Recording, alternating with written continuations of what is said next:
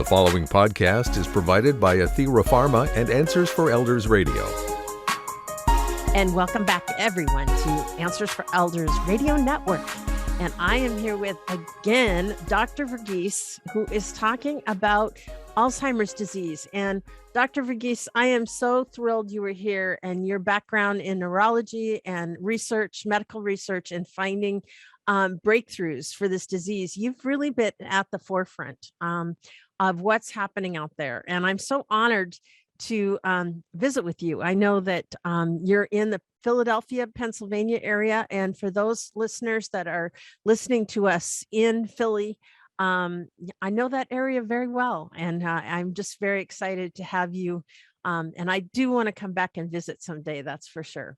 So I'll get you the best cheesesteak in town. Oh, right. There, you've been there and have had many of them. So that's a good thing.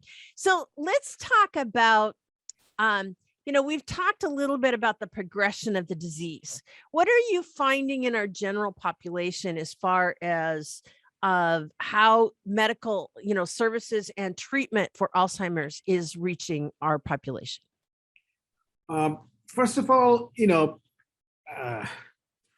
we don't have an integrated system of care delivery. And that is a kind of sad issue. In many European countries, they have, whole programs that are designed to deliver services. Ours is a bit more of a patchwork quilt. Mm-hmm. And it really depends on, what the stage of the disease is. So as I had mentioned earlier, there's a large number of people, we don't know how many. The statistics are for people who have already developed Alzheimer's dementia. Mm-hmm. But the pre-clinical group of people must be many times that. And fortunately, they don't need services. It's for the folks who have started that gentle decline into Alzheimer's disease, right, and then into more moderate to severe dementia that you need services. So in the earlier stages, most people can be managed at home with some amount of support, and that's what in the industry they call the assisted living level of support, which may be a spouse, it may be a family member, where they need some support, maybe with their finances, maybe with shopping, with cooking, maybe laying out their clothes in the morning to make the right choices. Matching your clothes for the weather and the occasion is among the hardest things. And my wife will tell you, I never get it right. That's a wife's job, There you go.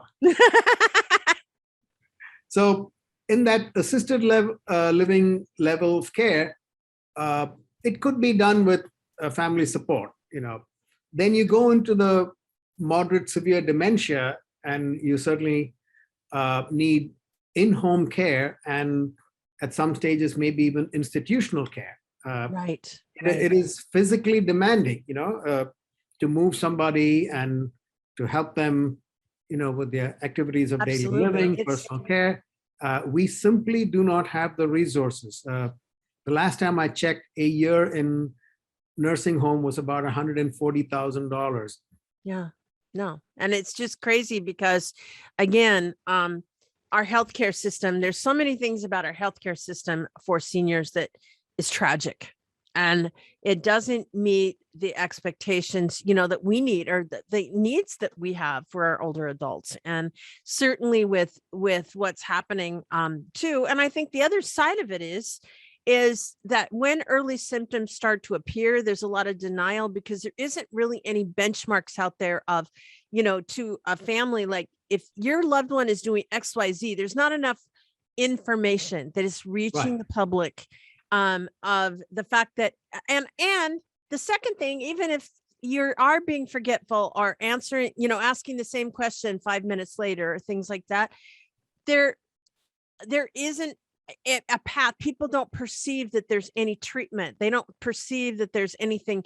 They just pass it off. So there's a lot of, obviously we talk about denial, but I think the other thing is they don't even know how to verbalize it to a doctor. And even the doctors and the healthcare professionals are not fully educated on, the science and what can be Right. done. And, we are all kind of forced into this state of learned helplessness, where, this myth that Alzheimer's cannot be treated is just perpetrated. But, thanks to a global collaboration between pharmaceutical companies, between academia and independent developers of molecules that could be treated, we now have real options that are in advanced clinical trials that in 3 to 5 years could be approved treatments. There are no, let me clarify, there are no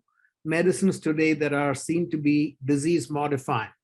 Okay. There's 2 classes of medicines, and they are mostly what we call symptomatic treatment. And that's like taking Tylenol for a bad cold or for COVID. It may make your symptoms better, but it doesn't affect the illness. Right. So we are looking in the field at many classes of medicines that could actually change the course of this illness. And, this is just so important at every level. Fiscally, Alzheimer's disease cost $290 billion, if I remember, in 2019. It's expected to go to 1.1 trillion by 2050. And I say this not in jest, not as a joke, but if all the people that are expected to develop Alzheimer's disease do develop Alzheimer's disease, we won't have enough trees to make depends for all those people, and we don't have enough middle-aged people to look after the elderly folks. There's what is called the population pyramid. Ours is going that way, where there are more elderly and less middle-aged and less younger people. Well, and it's what we call the silver tsunami. I remember, I think by the year 2030, which is what we're talking 8 years from now, 40% of the population is going to be over the age of 65. Correct. So it's crazy. It's vitally important we find medicine. Excuse me. And my one pitch is that we have medicines that could be effective, but they ain't going to come to the market, to your CVS or wherever near you, without people taking part in trials. Right. And I think that's important. And, I'm going to ask you also in this segment a little bit about communities of color. I mean, I know we hear about it, especially we did finally there was a lot during the pandemic that people were trying to get vaccines to them because they were behind the curve. Is that the case also with treatment of Alzheimer's? Yes, sadly, it's well accepted now that African Americans are the prevalence of Alzheimer's is twice as much in the African American community than in the Caucasian community, and 1.5 times as much in the Hispanic population. So they're disproportionately affected, but unfortunately, participation from communities of color is very low. In fact, with COVID, there was this criticism that the trials didn't have enough inclusivity. So then how can you extrapolate the results and see, if you had the same side effect profile and the same efficacy profile in populations of color? So we at Keystone Clinical Studies are taking this as our next challenge and have been working very hard to connect with and educate and get the message out to folks in the greater Philadelphia area, especially the communities of color, that there's a higher risk and there are real options out there. Yes. And I think also, Dr. Verghese, we reach just here in Seattle, there's community centers that are, have a lot of seniors, a lot of low income seniors come to those, as well as we have a lot of organizations that work directly with low income seniors and with communities of color. We would love to kind of spearhead and help you in reaching them, because they should be entitled to anything and all forms of treatment. And certainly to participate in a clinical trial is amazing because you're getting treatment that other people don't, that show promise. And that's the thing that's really amazing. It's like I love what you said, is unless people can, go towards these types of programs and do it, we're not going to have the breakthroughs in Alzheimer's on a large scale unless there is. And there was an article published, yeah. There was an article published in the Journal for Prevention of Alzheimer's Disease. Bruno Velas was the author, 2019. And what he said was that we need 70,000 people taking part in clinical trials in the US alone to make cure a reality. 70,000. And we are nowhere near that. We are nowhere near that. Yes. And we do, for those of you that are interested, I'm going to go ahead and give a website out to all of you that may be interested and want more information on this clinical trial. We have centers all over the United States that you can connect into. Dr. Verghese is in Philadelphia. We also have clinics right here in Greater Puget Sound, as well as elsewhere.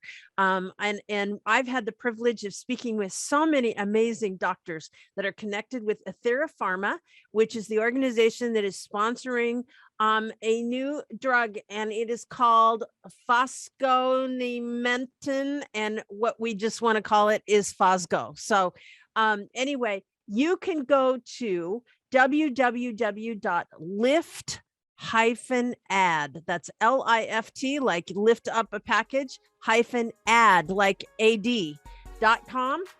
Get more information. And Dr. Verghese, you're going to come back with me. We're going to talk a lot more about clinical trial, what it's going to do, how it works, and we'll be right back right after this. The preceding podcast was provided by Athera Pharma and Answers for Elders Radio. For more information about the Alzheimer's clinical trial, go to atheraclinicaltrials.com.